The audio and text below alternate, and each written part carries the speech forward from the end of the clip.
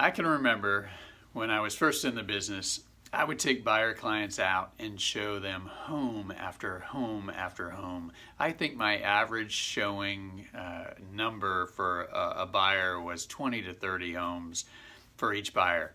And I think the average across the nation right now is about 20 per agent. Well, then I discovered a better way to do that. So what I did is I told the buyers ahead of time how we were going to rate the houses. What I believed in the past was that a buyer would just tell me when they were ready to buy the home. If they found one they liked, they would just say, Paul, we're going to buy this home. And what I discovered is, no, they don't do that. And they need help making decisions. Our job is to educate and communicate so they can make great decisions. So I had to lead a path or create a tool to allow them to make great decisions.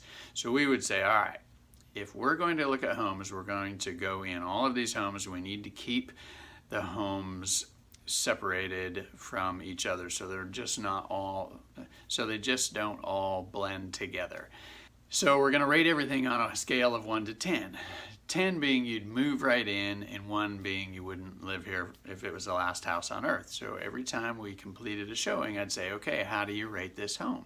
And they'd say, well, it's a 5. And if they rate below a 7, 8, 9, or 10, you really want to find out why. So you ask, okay, so is there anything that would make this a 7, 8, 9, or 10? And if they said, no, it's just this or it's just that, and then you take that information and you change the criteria, the search criteria, and adjust and look at different styles of homes. If they said 7, 8, 9, or 10, we would just say, so you can see yourself living here. And you talk about the positive aspects of the home and what they love about it. And then just say, you know, the next step is writing an offer if you can see yourself living here.